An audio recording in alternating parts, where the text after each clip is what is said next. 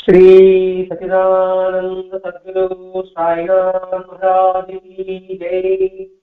श्री सच्चिदानंद सद्गुरु भरद्वाज महाराज की जय। गुरुदेव दत्तम। सद्गुरु श्री साईनाथ అనుగ్రహంతో ఆచార్య భరద్వాజ మాస్టర్ యొక్క సంకల్పంతో ప్రతిరోజు జరుగుతున్న ఈ సత్సంగ యజ్ఞంలో ఈరోజు దేగలపాలెం గ్రామంలో శ్రీ సాయి మాస్టర్ ప్రవచనాలు గ్రంథంలోని అంశాలని వివరించుకోవడానికి ప్రయత్నం చేస్తున్నాం.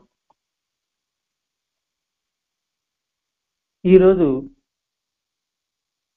భగవంతుడు సృష్టితత్వం, ఇది గత 2 రోజులుగా వివరించుకున్నాం. ఈరోజు 3వ రోజు ఈ అధ్యాయంలో.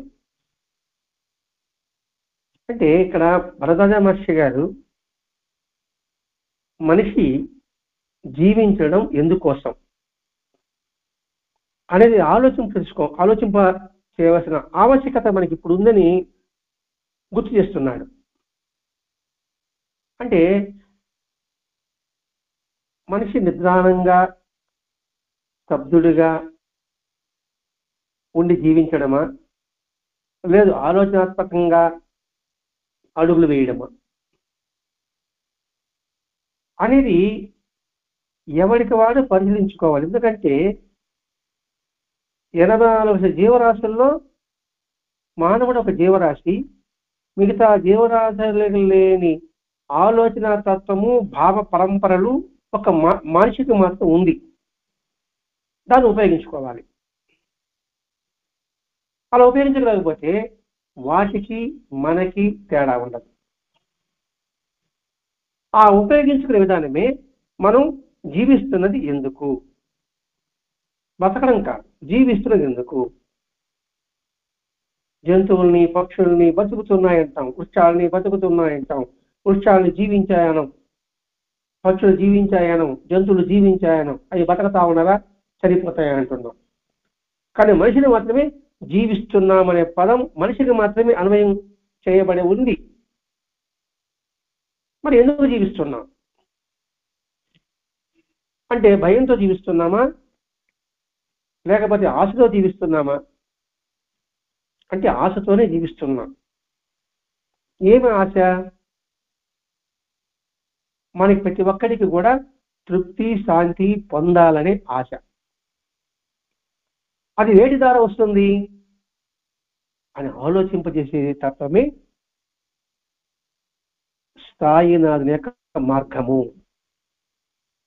ఎందుకు సాయినాథుని యొక్క మార్గం అని వివరించుకుంటున్నామంటే, సాయినాథుని ఇచ్చిన ప్రతి ఒక్క లీల వెనక కూడా మనం ఆలోచింపజేసేదిగా ఉంటుంది. అది మనం గుర్తించాలి. ఇప్పుడు భాగవతంలో కూడా కృష్ణ చేసే చర్యలు, ప్రతి ఒక్క చర్యలో కూడా ఆలోచింపజేసే విధానమే ఉంటుంది. కానీ మనం కథగా చూసుకుంటున్నాం, లేదా పురాణంగా చూసుకుంటున్నాం. రాముడు ఎందుకు ధర్మంగా ఉండాలి అని ఆలోచించడం లేదు.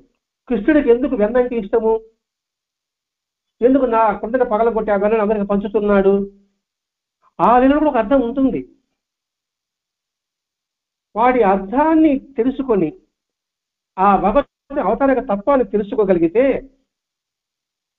మనం జీవించిన వాళ్ళు అవుతాం. అందుకే బాగా ఆలోచించమంటున్నాడు భరద్వాజ మహర్షి గారు. ఆలోచనప్పుడు ఏమిటి, భగవంతుని ఆరాధించాలి, భగవంతుడిని ప్రార్థిస్తే శాంతి కలుగుతుంది, ప్రశాంతత కలుగుతుంది. కానీ మన భగవంతుని గుర్తుపెట్టుకోకపోతే శాంతిగా ఉండలేమా అంటే అది లేకుండా మనం జీవించలేమా అంటే ధర్మాన్ని సత్యాన్ని పట్టుకుంటే భగవంతుడు పట్టుకునే అవసరం ఏముంది? ఇట్లాంటి ప్రశ్నలు వస్తూ ఉంటాయి. కానీ ఇక్కడ నిర్మోహమాటంగా ఒక్కటి మాత్రం మనం ఒప్పుకోవాలి. భగవంతుడని విశ్వసించేవాళ్ళు, లేడని చెప్పేవాళ్ళు ఒప్పుకునే విషయం ఒక్కటే మాత్రం ఉంటుంది. ఇద్దరిలో ఒకటే ఉంటుంది, ఎవరు చెప్పినప్పటికీ కూడా. అందులో ఏముంటుంది? మానవుడు సాటి మానవుడు మానవత్వంతో చూడాలి. ఆధ్యాత్మిక మనం చెప్పేది అదే. దేవుడు లేడు, ఆయన ఎందుకు పూజించడం, ఆయన లేకపోతే బతకలేమా అనుకున్న వాళ్ళు చెప్పేది కూడా ఇదే. ఏ మనిషి సాటి మనిషిని పీడించకూడదు, ఈ రెండవది. మూడవది, అందరూ కలిసి జాతి యొక్క ప్రగతి కోసం పాటుపడాలి, ప్రయత్నం చేయాలి. ఇది మూడవది. ఒకటి మానవత్వంతో ప్రతి ఒక్కరిని చూడడం. రెండవది ఏ మనిషిని సాటి మనిషిని పీడించకుండా ఉండడం. మూడవది అందరూ కలిసి జాతి యొక్క ప్రగతి కోసంగా ప్రయత్నం చేయడం. ఈ మూడు లేని సాంప్రదాయాలు కానీ మతాలు కానీ ఏది ఉండదు. అసలు ప్రపంచంలో ఈ మూడు లేకుండా ఉండదు. ఈ మూడు లేకుండా ఉందంటే అది మతం కాదు, అది సాంప్రదాయం కాదు, సదాచారాలు కావు. మరి ఈ సిద్ధాంతాన్ని ఎందుకు అంగీకరించాలి? ఈ మూడు ఎందుకు అంగీకరించాలి? మన ప్రశ్న ఏంది? ఎందుకు జీవిస్తున్నామో తెలుసుకోవడం కోసంగా ఈ మూడు ఉన్నారని చెప్పారండి. సరే, ఓకే. ఈ మూడిటిని ఎందుకు అంగీకరించాలి? మరి ఎందుకు చెప్పుకున్నాం? మన మనుషులం కాబట్టి అని. మరి మనుషులు కాబట్టి అనుకున్నాం అనుకోండి, పోనీ ఆ ప్రకారం జీవిస్తున్నామా? ఆ ప్రకారంగా జీవించగలమా? జీవిస్తున్నామా? జీవించగలమా? మరి ఆ సిద్ధాంతం తెలుసుకుని దాని ప్రకారంగా జీవిస్తున్నామని ఎంతమంది గుండె మీద చేసుకుని చెప్పగలరు? ఒకటి, అందరిలో మానవత్వాన్ని చూడడం, ఏ మనిషిని కూడా పీడించకుండా ఉండడం, జాతి ప్రగతి కోసంగా కృషి చేయడం.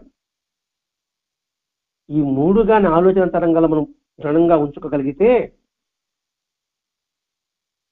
అలా ఉండగలిగితేనే మనకి శాంతి కలుగుతుంది, తృప్తి కలుగుతుంది అనే భావం మనకి తెలుస్తుంది. ఎందుకు మనిషి కాబట్టి తెలుసుకోవాలనుకున్నాం. మరి మనిషి అయినప్పుడు మనిషి యొక్క లక్షణాలని మనం పుడికి పుచ్చుకున్నామా అంటే మనం ఆలోచిస్తాం. ఇట్లా ప్రతి ఒక్కటి వరదరాజ మహర్షి గారు ఆలోచన విధానాన్ని మనలో పెంపొందింప చేస్తున్నాడు ఇక్కడ. మరి ఇది చేయాలంటే ఏం చేయాలి? రాయి ఉంది, ఆ శిల్పంగా మారాలంటే నిరంతరం దాన్ని శ్రద్ధగా చెక్కగలగాలి, అంటే అభ్యాసం చేయగలగాలి. అలా ప్రయత్నం చేయగా చేయగా అది తయారవుతుంది. అలాగే కృషి చేయగా చేయగా ఎప్పటికైనా ఆ స్థితికి మనం వస్తాము. ఏ స్థితికి? మానవులుగా ఉన్న జీవించగలమా, జీవిస్తున్నామా అంటే జీవించగలము అనే స్థితికి మనం రాగలము. దానికి ఏం చేయాలి? మనస్సును, ఇంద్రియాన్ని అదుపులో పెట్టుకోవాలి. అలా నైతిక పెట్టినప్పుడు నైతిక విలువల కోసంగా మనం కృషి చేయడానికి పాటుపడతాం. పాటుపడుతూ మనం నడుస్తూ సాటి వారిని కూడా నడిపించడానికి ప్రయత్నిస్తున్నాం. ఇట్లా మనం మానవులం కాబట్టి ఇలా చేయగలగాలి, చేయలేకపోతున్నాం కాబట్టి మనం మానవులం కాబట్టి అనే వాదన కూడా సరి కాకుండా ఉంది. చేయగలిగితే మానవులం కాబట్టి అది కూడా మానవులం కాబట్టి అనే వాదన కూడా కొంచెం అక్కడ వీక్ పాయింట్లో ఊగలాడుతూ ఉంటుంది. అక్కడ భగవంతుడు మహాత్ములు పక్కన పెడితే మన సాటి వారి కోసం ఎందుకు పాటుపడాలి? ధర్మంగా ఎందుకు ఉండాలి? సత్యంగా ఎందుకు ఉండాలి? దయ ఎందుకు ఉండాలి? మరొకటి ఎందుకు చంపకూడదు? అంటే ఇది ధర్మం ప్రకృతి సిద్ధమని చెప్పగలమా? ధర్మము ప్రకృతి ధర్మం ప్రకారం ఉందంటే ప్రకృతి ధర్మంగా లేదండి. ప్రకృతి ధర్మంగా లేదు, ఇంకా మనిషి మరి ఎలా ధర్మంగా ఉంటాం? ఇది వాదన. అంటే ఇక్కడ మాస్టర్ ఇస్తున్నాడు, ప్రశ్న అనేస్తున్నాడు, సమాధానం చెప్తున్నాడు. వాదము వితండవాదము. వాదంలో సత్యం గోచరమవుతుంది, వితండవాదంలో అసత్యాన్ని సత్యంగా చెప్పడానికి ప్రయత్నం చేస్తుంటారు. కాబట్టి ఇక్కడ ధర్మం అన్నారు, మరి ప్రకృతి ఎలా ధర్మంగా ఉందండి? మరి అదే ధర్మంగా లేదు, ఇప్పుడు మనిషి ఎలా ధర్మంగా ఉంటాడు? పురుగుల కప్ప తింటుంది, కప్పను పాము తింటుంది, పామును ముంగిస్తుంటుంది. మరి వాటిలో ధర్మం లేదే. అలా పులిసి రకాల కోసంగా కుక్కలు తగులేసుకుంటుంది. అంటే ఇటువంటి అనంతమైన జీవరాశి విషయంలో మనం చూస్తే ఈ ప్రకృతి దేనికి బలం ఉంటే తక్కిన వాటి తరిమేసి అవి లాభం పొందుతుంది. మరి ఎట్లా ఈ ధర్మం ఊగిసలాడి ఎట్లా ఎలా జీవించాలి? మన కంటి చూస్తూనే ఉన్నాం. చిన్న చేప పెద్ద చేప తినను, పెద్ద చేప ఇంకో పెద్ద చేప తినను.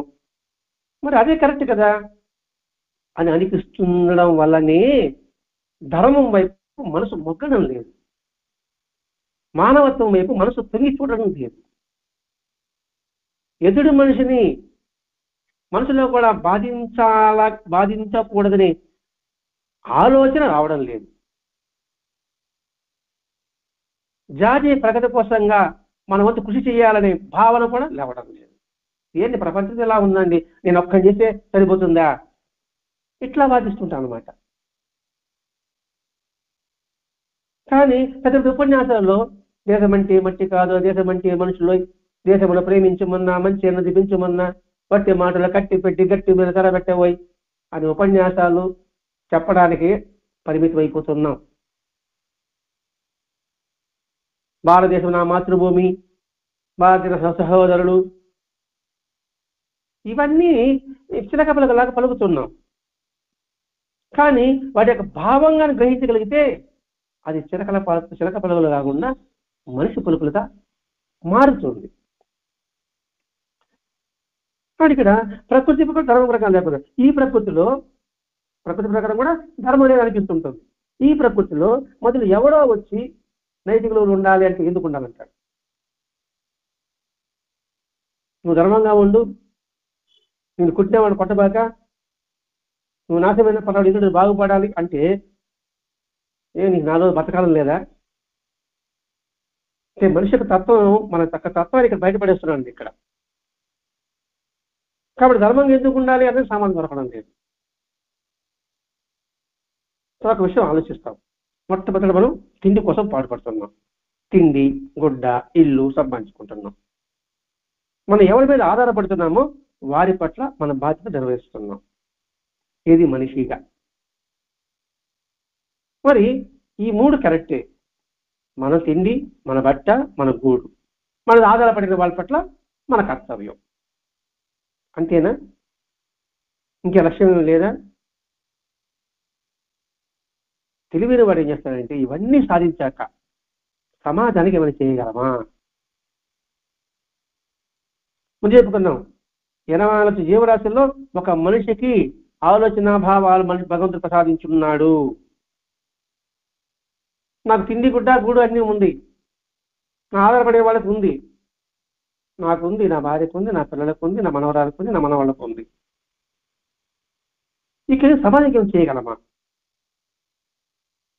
అందరూ కాకపోతే కొందరు తాపత్రయపడేవాళ్ళు ఉంటారండి. ఈ సమాజాన్ని ఇంకా ఏమన్నా బాగుపడేట్టుగా ఆలోచించే వాళ్ళు ఉంటారు. సృష్టిలో తిండి, గుడ్డ ఆశించడం అనేది ప్రతి జీవిలో కూడా ఉంటుంది. అది మనిషికి ఉంది. ఈ రెండు ఉన్నాక బాధ్యత నిర్వర్తించాలి. ఆ బాధ్యత నిర్వర్తించడం మానవుడు అంతటితో ఆగలేడు, ఇంకా తాపత్రయపడుతూనే ఉన్నాడు. ఇది తన కర్తవ్యాన్ని నిర్వర్తిస్తూ ఇది సమాజం కోసం బాగుపడే వాళ్ళు కొంతమంది ఉన్నారు. అలా కాకుండా తిండి, గుడ్డ, గూడు తనకు తన పిల్లలు చూసుకుంటూ కూడా ఇంకా తాపత్రయం. కొందరు నాకున్నది చాలు, ఇంతకంటే శ్రమ ఆనందుకు, ఉన్నది కదా, నా సరిపోయేది ఉన్నది కదా అనుకోవచ్చు. వాడు శ్రమపడి ఇష్టం లేక మాత్రమే అలా భావించవచ్చు. కొంచెం బాగా ఆలోచించుకుంటూ రావాలండి. నాకు చాలా అండి, నేను కష్టపడే అవసరం లేదు,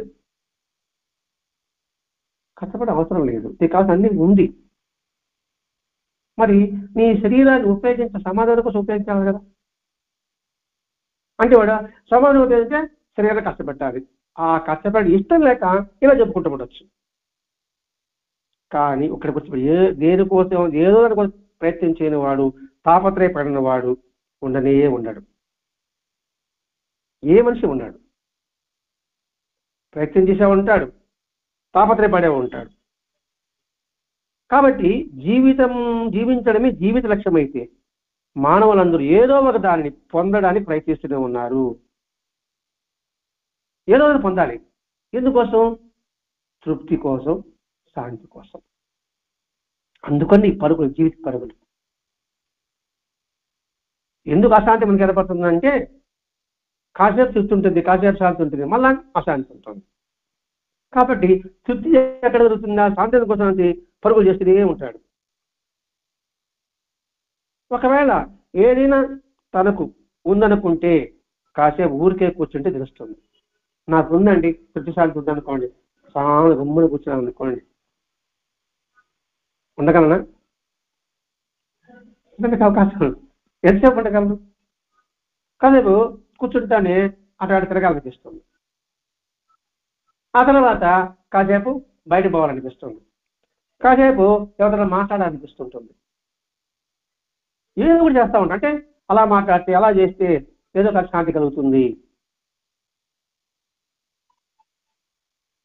అంటే ఇక్కడ ప్రతి ఒక్కటి క్షుణ్ణంగా పరిశీలించుకుంటూ రావాలండి. డబ్బు కూడా పెడుతున్నాం.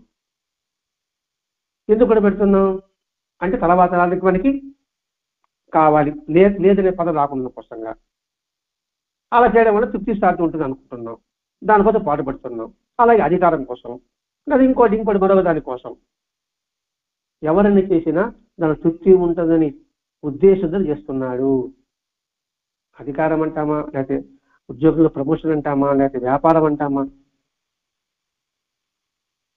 కాబట్టి సర్వ లక్ష్యం ఏమిటి? తృప్తి శాంతి ఉండడం కోసమే. పోనీ ఇంతమందిలో తృప్తి శాంతి నాకున్నాయని ఎంతమంది ఉన్నారు?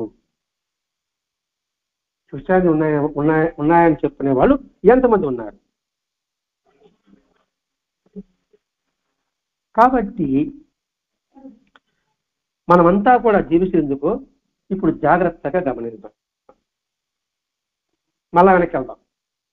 తిండి గుడ్డ తప్పిస్తే తలవసే ప్రయత్నాలన్నీ కూడా తృప్తి శాంతి కోసం మనం అన్వేషణ చేస్తున్నాం.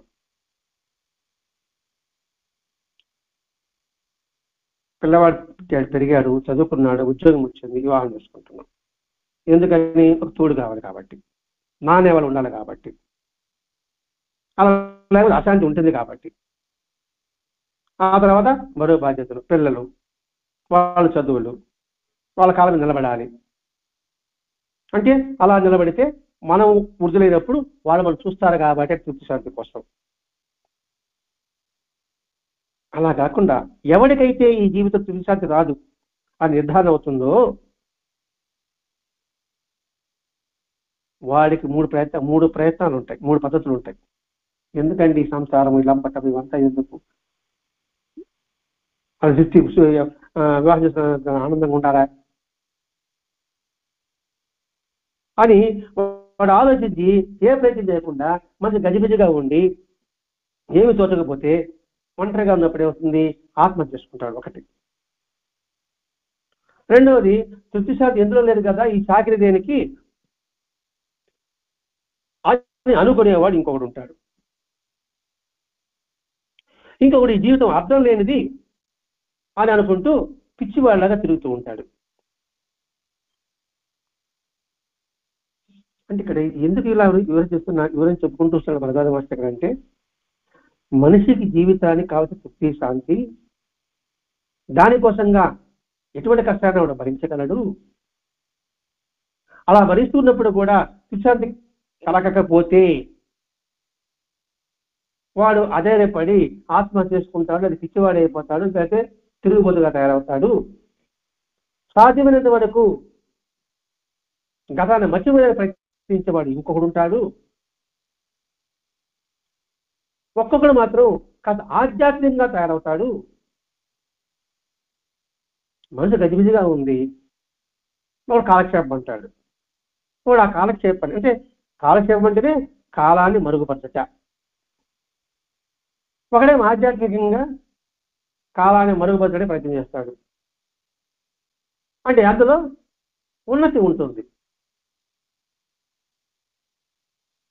ఇక్కడ మనం గుర్తించవలసిందంటే, మనసు గజిబిజిగా ఉంటూ తృప్తి లేదని నిరుత్సాహపడినప్పుడు ఏదో ఒక కాలాన్ని మరుగుపరచడం కోసంగా అటు సినిమా కావచ్చు, షికార్లు కావచ్చు, ఇవి చేసుకుంటూ పేపర్ చూడడం కావచ్చు, ఇవన్నీ చేసుకుంటున్నాం. తృప్తి శాంతి కోసం పడే అగచాట్లకు ఇవన్నీ పేపరు, ఆ సినిమా, లేకపోతే విహారయాత్ర. కానీ ఎందులో కోసం తెలియక అలా తిరుగుతానే ఉన్నాం.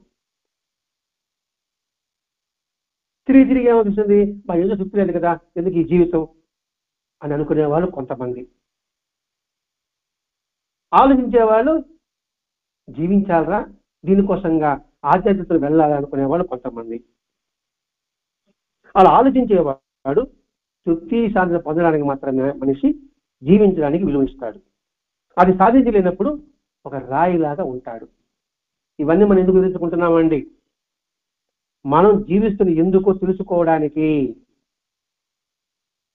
ఆ తెలుసుకోవడానికి కోసంగా ఆలోచించు.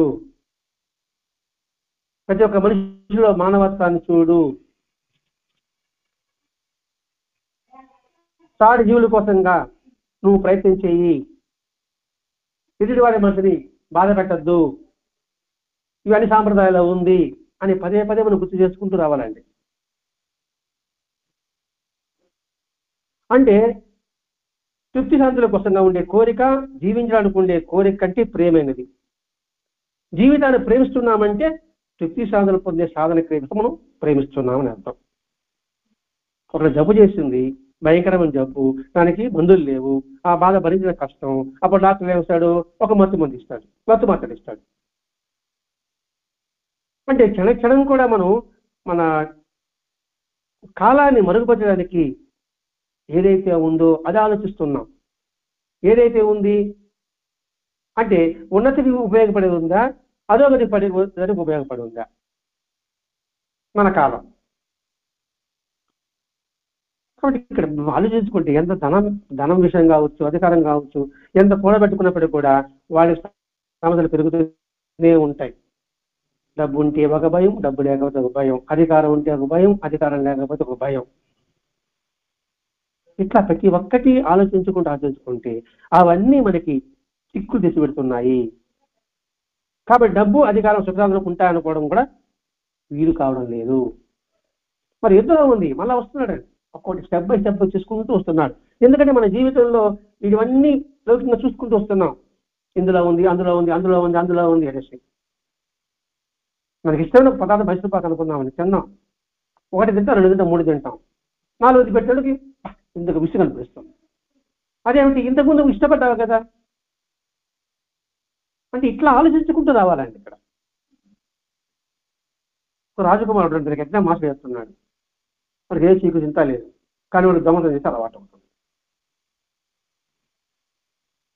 ఆ దొంగతనం మాత్రాలని రాజు ఎంతో ప్రయత్నం చేశాడు, దీనివల్ల కాల ఎంతో బహుమానాలు ఇస్తామని ప్రకటన చేశాడు, ఎవరు ముందుకు రాల, వస్తే ఏమవుతుందేమోనని.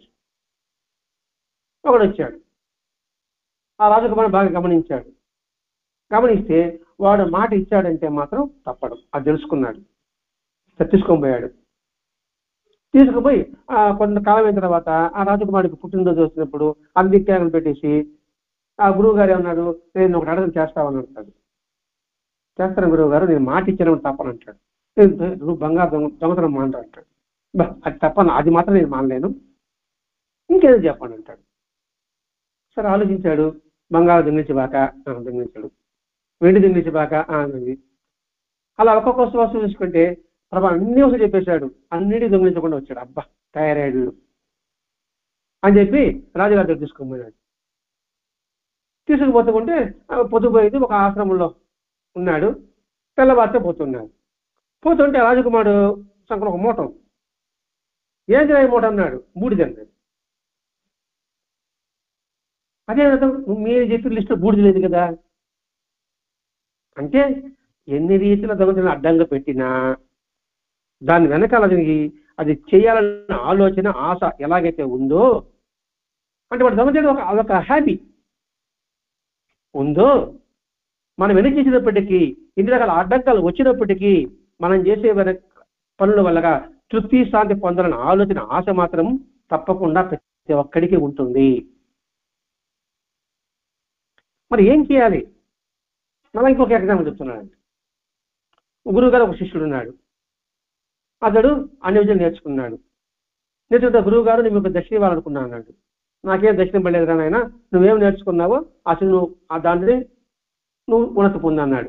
అది కాదు, నాకు పరుసు మీద ఒక విద్య తెలుసు, ఒక వస్తువు ఉంది, అది దేని తాకిన బంగారంగా అయిపోతుంది, అది నీకు ఇస్తాను గురువు గారు అన్నాడు. నాకు వద్దు మర్రు అన్నాడు. సరే అని చెప్పేసి ఎటో ఇవ్వాలి అతనికి ఆలోచన. సరే గురువు ఇంకో శిష్యుడు ఉన్నాడు కదా, మన దగ్గరికి పిలిచి, ఒరే ఇది దేని తాగితే అది బంగారం అయిపోతుందిరా, ఇది పెట్టుకో, మన గురువు గారిని జాగ్రత్తగా చూసుకో, దీనివల్ల నీకు ఎటువంటి ఆర్థిక ఇబ్బందులు ఉండవు అని చెప్పాడు. వాడు తీసుకున్నాడు. సరే అని వాడు వెళ్ళిపోయాడు. ఈ గురు శిష్యులు ఇంకో ఊరికి ప్రయాణం అవుతుంటే వీడు భయంగా ఉన్నాడు, అడుగులు ఎగిలేకపోతున్నాడు. ఏంటి గురువు, ఏంటి ఇప్పుడు బాగానే ఉన్నా కదరా, ఏంటి ఇప్పుడు ఏమైంది నీకు అన్నాడు. ఏమో నాకు భయంగా ఉందన్నాడు. విషయం చెప్పలే. సరే భయాన్ని పారేశారు అన్నాడు. అప్పుడు అర్థమైంది ఆ శిష్యుడికి, నాకెందుకు భయం వచ్చింది, ఈ బంగారం మార్చే ఆ పరిస్థితి అదే ఉంది కాబట్టి. అదే వాడు తెలిసింది అనుకో, నన్ను వాడు కొట్టకుండా గమ్మునుంటాడా, చంపకుండా గమ్మునుంటాడా అనేసి దానికి వాడు పారేశాడు. అలాగే తృప్తి శాంతులు వస్తాను వేటి కోసం మనం పాకులాడుతున్నాము, అవన్నీ చీకు చేత తెచ్చిపెడుతాయని తృప్తి శాంతి ఇవ్వజాలవు. మరి ఎట్లా? ఇంతమందిలో ఎవరికి కూడా నాకున్న చాలు, ఇక ఏమి అక్కర్లేదు అనకపోవడమే దీనికి రుజువు. మరి ఇంతమంది జీవితం దండగైనా తృప్తి శాంతి రావడానికి అవకాశమే లేదా? అసలు సత్యం అవునా కాదా? సత్యం కాదని అంగీకరిస్తే మనం జీవించడమే అనవసరం అని వస్తుంది. సత్యమే, తృప్తి శాంతి కలగడం సత్యం. అది లేదంటే నువ్వు జీవించేదే వృధా అనిపిస్తుంది. అందుకే మన పెద్దలు ఏమన్నారంటే, తృప్తి శాంతులు వస్తాయని మనం పడే పాటలన్నీ కూడా అధర్మము మొదలగు సమాజంలో వస్తున్నాయని గమనించుకోమన్నాడు. అంటే నాకున్న చాలదనుకోండి, నేను చేస్తాను, నేను ఇంకా ఎక్కువ స్థాయిలో ఉంటే నాకు వస్తుంది. నా స్థాయి తక్కువ, నా సంపాదన తక్కువ, అప్పుడు ఏం చేస్తాను, అధర్మం చేస్తూ అంటాను. కాబట్టి ఇక్కడ మరి ఆ తృష్ణలు ఎక్కడున్నాయి అని ఆలోచిస్తుంటే, గాఢనిద్రలో పోతున్నప్పుడు, అంటే కళలు కూడా రాని నిద్రపోతున్నప్పుడు ఎటువంటి తపనా చింత ఉండదు. ఆ గాఢ నిద్రలో తృప్తి శాంతి ఉన్నాయి. అది లేదని చెప్పడానికి ఎవరికి ఆలోచన రాదు. ప్రతి ఒక్కరికి ఉంది. అంటే ప్రతి ఒక్కరికి అనుభవం అవుతుంది, ప్రతి ఒక్కరు అంగీకరించాల్సిందే. మరి మెలకువలో ఎందుకు రాకుండా ఉంది? గాఢ నిద్రలో జ్ఞానేంద్రియాలు పనిచేయడం లేదు, కర్మేంద్రియాలు పనిచేయడం లేదు, మనసు పనిచేయడం లేదు. మనసు పని చేస్తే కళలు వస్తుంది, జ్ఞానేంద్రియాలు కర్మేంద్రియాలు పనిచేస్తే మెలకువ వస్తుంది. గాఢ నిద్రలో ఉంటే నీకు తృప్తి శాంతి ఉంటుంది. అన్ని ద్వారాలు మూసుకుపోయినాయి, జ్ఞానేంద్రియాలు మూసుకుపోయినాయి, కర్మేంద్రియాలు మూసుకుపోయి, మనసు కూడా మూసుకుపోయింది. 11 మూసుకుపోయినాయి. 11 మూసుకుపోతే శాంతి కలుగుతుంది. మరి గాఢ నిద్రలో జరిగినప్పుడు మరి మెలకువలు ఎందుకు ఉండదు అంటే, ఇవన్నీ మనం ఆలోచించాం. సహజంగా ఆలోచించమంటున్నాడు భగవద్గీత మాస్టర్ గారు. ఆలోచించేది మనిషి, లేకపోతే పశువు అంటాం కదండి. అందుకే మనసుని ఒక తొట్టితో పోల్చాడు, తొట్టి అడుగు భాగంతో పోల్చాడు. తొట్టిలో నీరు కదలకు లేకుండా ఉంటే తొట్టి అడుగు కనిపిస్తుంది, కదలకుంటే తొట్టి అడుగు కనిపించదు. ఆ కదలాడితే అంటే తొట్టి అడుగు తృప్తి శాంతి అనుకుంటే, మీరు మనసు అనుకుంటే, ఆ మనసు కదులుతూ ఉంటే తొట్టి అడుగు కనిపించదు, అంటే తృప్తి శాంతి కనిపించదు. కాబట్టి ఈ మనసుని ఆలోచన అనే స్థితికి తీసుకురావాలి. మెలకులో కూడా అప్పుడు మనమంతా దేనికోసం ఆశ పెట్టుకున్నామో ఆ తృప్తి శాంతి అనేది మనకు కలుగుతుంది. అటువంటి దానినే పెద్దలు యోగము అన్నారు. యోగ చిత్త నిరోధ అనే పదం పెద్దలు చెప్పిన మాట విని ఉంటాం. అంటే ఏమిటి? చిత్త వృత్తిని నిరోధించడమే యోగం. చిత్తము వృత్తి అంటే ఏంటి? మనసు సంస్కారం. ఆ దానిని నువ్వు నిరోధించు, అడ్డుకట్టె వేయి. మనసు ఒక జల ప్రవాహం అనుకుంటే దానికి అడ్డుకట్టె వేస్తే అందులో విద్యుత్ శక్తి ఎలా అయితే ఉత్పన్నమవుతుందో, విద్యుత్ శక్తి అంటే కరెంటు, కరెంట్ అంటే వెలుగు, వెలుగు అంటే జ్ఞానము. అది అడ్డుకట్టి వేస్తే నీకు అది లభిస్తుంది. కాబట్టి తృప్తి శాంతి లోపించడం కారణం అధర్మము, తద్వారా అశాంతి అనే విషయాన్ని నువ్వు ఇక్కడ గమనించు. లేకపోతే ఏమవుతుంది? మనం చేసే పనితో కూడా ఒక వ్యక్తి చాకరీ ఇలాగైపోతుంది. ఏదో విధి లేక గతి లేక బతుకుతున్నట్టుగా అనిపిస్తూనే ఉంటుంది. బతికంతా కూడా జీవితం వెట్టి చాకరీ అయినట్లు అయిపోతుంది. ఇదంతా సార్థకం కావడానికి దేని మీద ఆధారపడి ఉంది? ఇదంతా అన్న పదం వాడారు ఇక్కడ. ఇదంతా అంటే మళ్ళీ ఏంటి? మన ప్రశ్న మన వెనక రావాల్సిందే. ప్రతి ఒక్క జీవి కోరుకునేది తృప్తి కోసం, మానవుడు కోరుకునేది తృప్తి శాంతి కోసం. కాబట్టి తృప్తి అన్ని జీవులు ఉంటాయి. ఇప్పుడు కాకి ఉంది, పక్షులు ఉన్నాయి, జంతువులు ఉన్నాయి, కొద్దిగా నిమ్మలంగా గమనైపోతుంది. కానీ మనిషి మాత్రం మనసు ప్రశాంతంగా ఉండడం కోసంగా, శాంతిగా ఉండడం కోసంగా ఎన్ని చేయాలి చేసుకుంటూ పోతూ ఉంటాడు. ఎందులో కూడా ఆ శాంతి ఉండదు. మన శాంతి ఉండాలంటే మనసుని నువ్వు ఏ విధంగా నిరోధించాలనే విషయాన్ని మన పెద్దలు, పతంజలి మహర్షి కావచ్చు, బుద్ధుడు కావచ్చు, మన అలాగే షిరిడి సాయినాథుడు కావచ్చు, కృష్ణ భగవానుడు కావచ్చు, ఏం చెప్పారో ఆలోచించాలి. మన చంచలం కృష్ణ అన్నాడు అర్జునుడు. అని చెప్పాడు, అభ్యాస వైరాగ్యం ద్వారా దాన్ని సాధించు అన్నాడు కృష్ణ భగవానుడు. అంతేగాని ఒక మంత్రం చెప్పలేదు, ఒక యంత్రం ఇవ్వలేదు. అందుకే బాబా కూడా ఇక్కడ మంత్రాలు ఉపదేశం ఎక్కడ చేయలేదు. గొల్లమూడి వెంకటస్వామి మంత్రం ఎక్కడే తంత్రం ఎక్కడుంది అని అన్నాడు. ఇవన్నీ కూడా అవగాహన చేసుకుంటే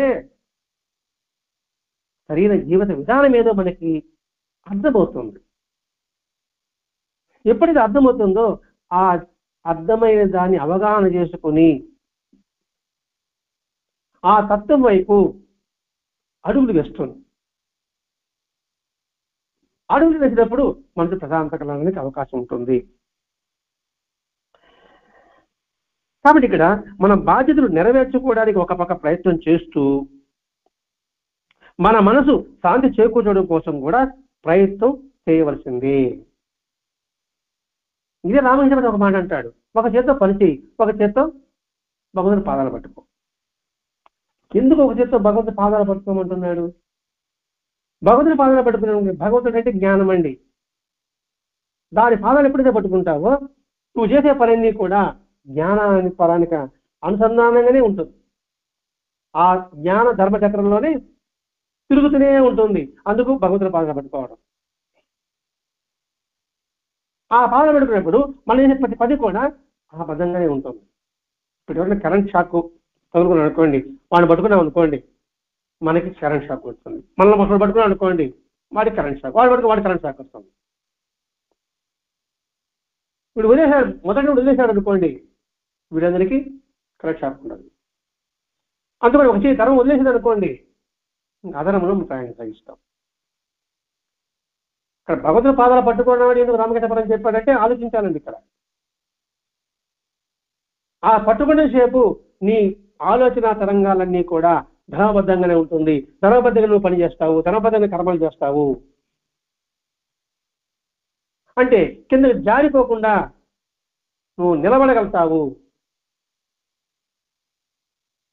మనం ట్రైన్లోనో బస్సులో ప్రయాణం చేస్తూ ఉంటామండి, ఫోన్ వస్తుంది, సెల్ ఫోన్ వస్తుంది, ఒక చేత మాట్లాడుతుంటే ఒక చేతి చెట్టుకి పట్టుకుంటుంటాం, ఎందుకంటే బస్సు ఊగుతూ ఉంటుంది కదా.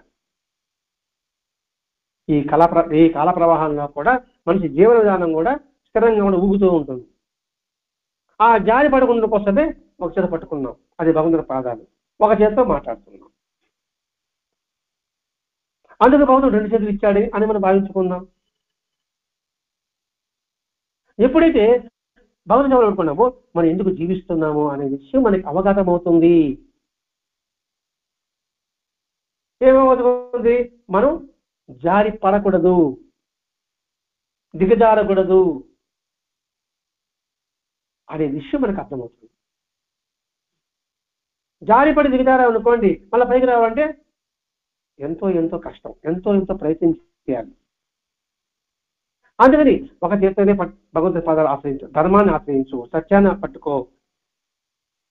అలా పట్టుకున్నప్పుడు మనం చెప్పేది పని కూడా భగవత్పరంగానే ఉంటుంది. నీ చేయ కార్యములన్నీ నీ సేవలే ఆగోగానే భావన స్థిరపడుతుంది. అప్పుడు మన ఆటలన్నీ కూడా, మన మాటలన్నీ కూడా, మన చేతలన్నీ కూడా భగవత్పరంగా ఉంటుంది. ఎప్పుడైతే భగవత్పరంగా ఉంటుందో మన ప్రశాంతి ఏర్పడుతుంది.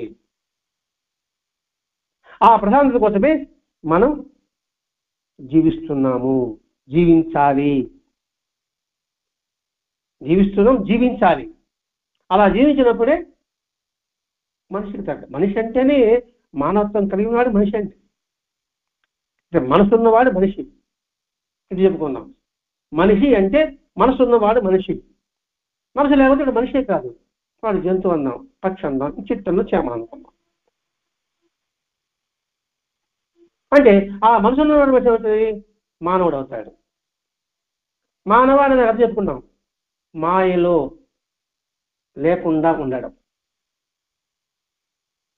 మాయకి వశం కాకుండా ఉండడం. ఆ మాయకి వశం కాకుండా ఎప్పుడైతే ఉంటాడో వాడిలో తృప్తి, శాంతి పుష్కలంగా ఉంటుంది. అందుకోసం మనం జీవించాలి. అలా ఉన్నప్పుడే జీవించడం, అలా లేకపోతే బతకడం. ఎందుకు జీవిస్తున్నామో తెలుసుకోవాలనుకున్నాం, అది ఉంటే జీవించినట్టు, అది లేకపోతే బతకడం. బతకడం అన్ని ప్రాణాలు బతుకుతున్నాయి కదా, మరి వాటికి మనకి తేడా ఉండాలంటే మనం జీవించాలి. ఆ జీవించే విధానాన్ని భరద్వాజ మహర్షి గారు మనకి ఈ ప్రవచనాల రూపంలో అందిస్తున్నాడు. ఇందులో ముఖ్యమైన 3 పాయింట్లు మొట్టమొదటి చెప్పుకున్నాం. ఒకటి, ప్రతి మనుషుల్లో మానవత్వంతో చూడని, ఎదుటి వారిని ఎట్టి బాధలను బాధ పెట్టకుండా ఉండడం, జాతి ప్రగతి కోసంగా వీలైనంత వరకు కృషి చేయడం. ఈ 3 అన్ని సాంప్రదాయ సిద్ధాంతం ఈ 3లోనే ఇమ్మడబడి ఉంటుంది. ఈ 3 లేకపోతే ఏ సాంప్రదాయం కూడా దండగే. ఈ 3 ఉంటేనే అది నిజమైన సత్యమైన సాంప్రదాయం, ధర్మబద్ధమైన ఆచారం. ఆ ధర్మబద్ధమైన సత్యమైన సాంప్రదాయ ఆచారాల్లో మనం ప్రయాణం సాగిస్తూ ఉంటే మనలో అనంతమైన ఆనంద ప్రాప్తి మనకు కలుగుతుంది. ఆ ఆనంద ప్రాప్తి కలగడమే జీవిత పరమ లక్ష్యం కావాలి. లేకపోతే నిరంతరము అశాంతితో, అలజడితో, అవకతవకలతో, అసూయలతో మన జీవితం సాగుతుంది. దాని జీవితం సాగుతున్నట్ల బతకడం జరుగుతుంది. కానీ మనిషి తర్వాత బతకడం కాకుండా జీవించడం ఎలా అలవర్చుకోవాలి, ఎందుకోసం అలవర్చుకోవాలి? మన కోసం మనం అలవర్చుకోవాలి, మన కుటుంబం కోసం అలవర్చుకోవాలి, మన సమాజం కోసం అలవర్చుకోవాలి, మన ప్రపంచ శాంతి కోసం అలవర్చుకోవాలి. అలా ఎప్పుడైతే అలవర్చుకుంటామో అదే వసుదైక కుటుంబం అవుతుంది. అప్పుడు భారతదేశంలో నా సహోదరులు అనే మాట వాచా కాకుండా ఆచరణ పూర్వకంగా జరుగుతుంది. అన్నింటిలో చూసుకుంటే కూడా, అన్ని విషయాలు మనం పరిశీలిస్తే కూడా మనిషి యొక్క గమ్యం ఏమిటో, మనిషి యొక్క లక్ష్యం ఏమిటో మనకి తెలుస్తుంది. ఆ తెలిసే విధానం భరద్వాజ మహర్షి గారు మనకి ఈ ప్రవచనాల గ్రంథ రూపంలో మనకు అందిస్తూ వస్తున్నారండి. అదే చివరి అధ్యాయమే శుచితత్వం తెలుసుకో, భగవంతుడాన్ని జ్ఞానాన్ని అన్వేషించు, ఆ జ్ఞానంలో నేను పరవశించు. అలా పరవశిస్తే ఆనంద ప్రాప్తి, ఆనందో బ్రహ్మ అనే తత్వం నీలో రూపుదిద్దుకుంటుంది. ఆ దిద్దుకోవడమే తనకు ఆదర్శంగా కూడా నువ్వు జీవించగలుగుతావు అనే విషయాన్ని భరద్వాజ మహర్షి గారు మనకి ఈరోజు చక్కటి సందేశం ద్వారా మనకు అందించారు. అది గుర్తుంచుకొని మనం ఆనంద ప్రాప్తి కోసంగా మనందరం ప్రయత్నం చేద్దాం. స్వస్తి. శ్రీ సచిదానంద సద్గురు సాయినాథ్ మహారాజ్ కీ జై. శ్రీ సచిదానంద సద్గురు భరద్వాజ్ మహారాజ్ కీ జై. గురుదేవ దత్త.